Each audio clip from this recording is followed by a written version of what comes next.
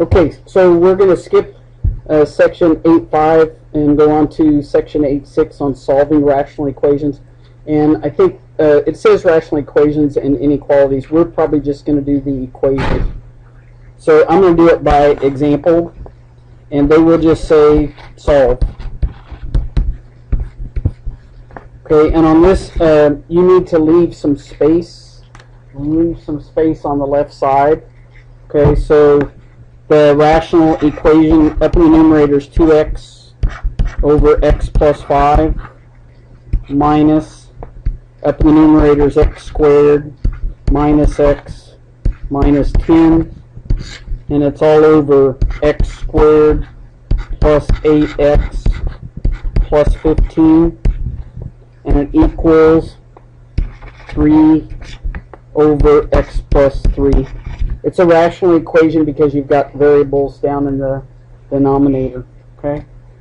The first thing you want to do on these is factor all the denominators. This one's already factored. And I'm going to leave the numerator as x squared minus x minus 10, but that denominator will factor into... Yep. Okay. And then we've got the denominators all factored in all factored form. Okay. So now, before you go to actually solving the problem, you need to look at each denominator and say, what's going to make that denominator equal to 0? So what's going to make this denominator equal to 0?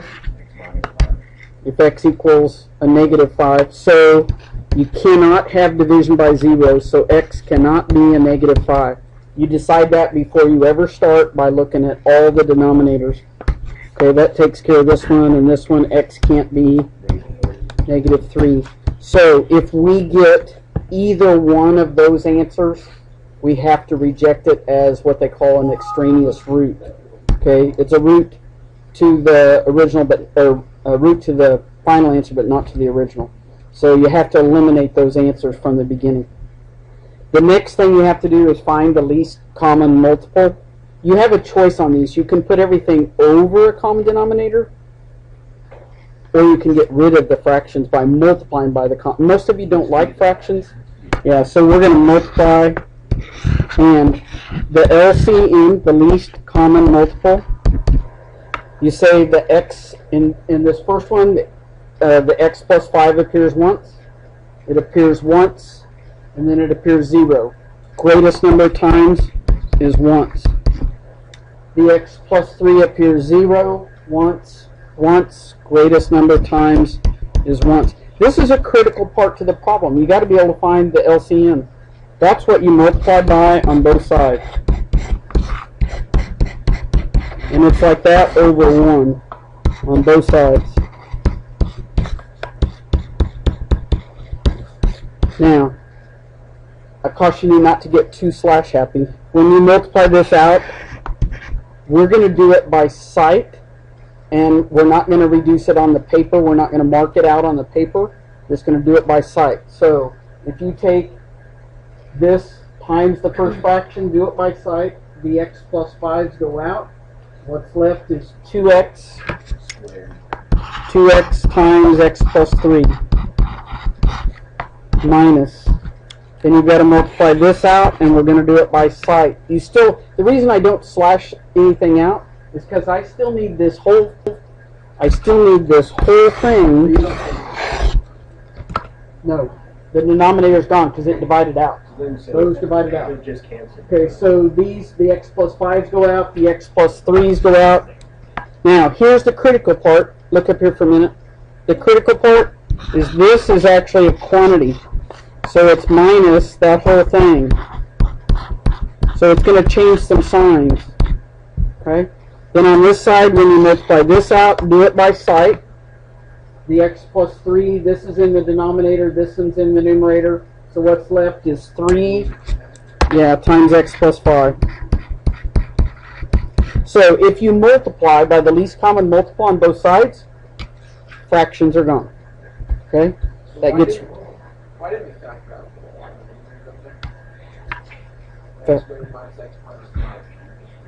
Why did we factor out? Why did? Because it has nothing to do with getting a common denominator. Okay. You could factor it out, but see, at this point, you'd have to multiply it back out. Right?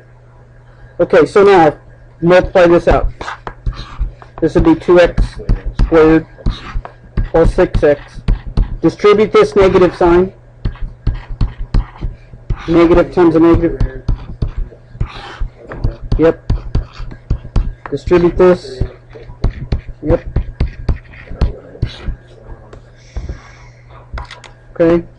And then we'd have combined like terms. These two would be just x squared. These two 7x plus 10 equals 3x plus 15. Now you've got an x squared, so you want to get that, keep the squared term positive because you're used to factoring that way. So bring these two over to the other side, get it in standard form equal to 0. So you end up with x squared. Yep. Factor it.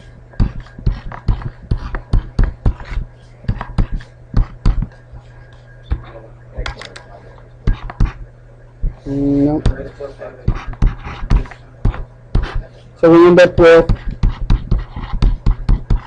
x equals negative 5, x equals 1. Do I accept both answers?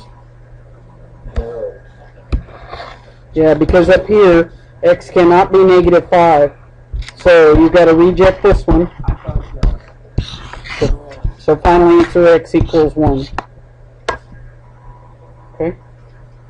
What do you reject? Because of up here, when we started, you know, what's going to make that denominator? Yeah, we rejected those. Okay? Okay? Okay. So x equals 1 is our only answer on that. Okay, one more example and then we're done. Up in the numerator, x squared minus x minus 5, and it's all over x plus 1 equals x squared up in the numerator minus 7, and all over x minus 1 plus x. So right away, x cannot equal negative 1 or 1. So if you get either one of those, you're going to reject them. I need to put not equal. X cannot equal negative 1. X cannot equal 1. Okay, this x plus 1 appears once. X minus 1 appears once. So that is your LCM. So we're going to multiply by x plus 1, x minus 1 on both sides. And this is actually, this x is actually over 1, so we're going to multiply by x plus 1 and x minus 1 on both sides. Do it by sight. When you multiply this out, the x, this is, and if you want to, you can think of this as over 1. So the x plus 1s go out. So you'd have x minus 1 times x squared minus x minus 5. When you multiply this out, the x minus 1s reduce, and you'd have x squared minus 7 times x plus 1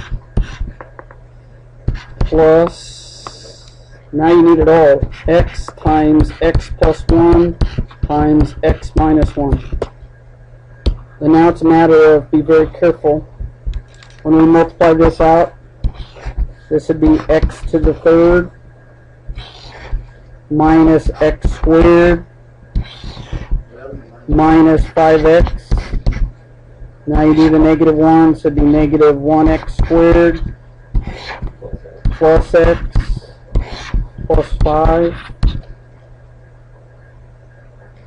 Yep. X cubed plus x squared minus 7x minus 7 plus, what is x plus 1? What's this part? X plus 1 times x minus 1? Difference of two squares, right? So that's like x times x squared minus 1. So multiply that out, x cubed minus x. Now you got to combine like terms. So now we have x cubed, combine these two, minus 2x squared, combine these two,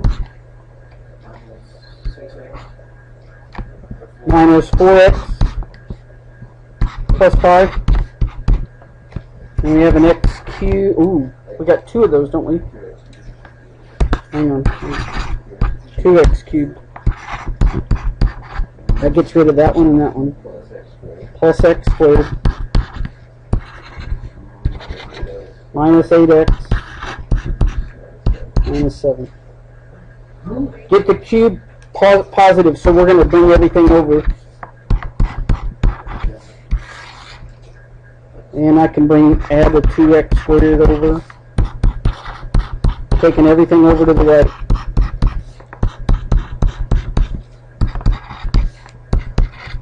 This goes to 0. We'd have an x squared, or no, an x cubed. 3x squared, 4x minus 12. Oh, yeah, that's my bad. Oh, yeah. Okay. Now, this one, is there anything in common all the way across? Nope. That doesn't mean it's not factorable. There's 4 terms. This is a factor by grouping. Put a note outside.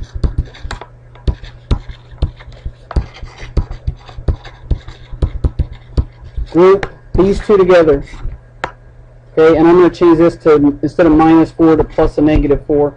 And group these two together. What's in common between x cubed and the 3x squared? X squared, what would be left? X plus 3. Plus, what's in common between negative 4x and negative 12? Negative 4, and what's left? X plus 3. And I would put another grouping symbol here and say between this term and this term, what's in common? X plus 3 is in common. Take out an x plus 3. What's left inside the brackets? X squared minus 4. How do you factor the difference of two squares? Yep, 1. Yep. Plus 2 minus 2. Okay, now it's in factored form. So 0 equals x plus 3, so x equals negative 3. X equals negative 2. X equals 2. Do we need to eliminate any of them? No, because we eliminate. So we have 3 answers. All 3 answers satisfy that problem. So the main thing is you find the least common multiple. You multiply by that on both sides and do it by sight to see what you're going to reduce. You also have to do through which ones do you have to eliminate. Okay. Questions on either example? Okay, give you time to work.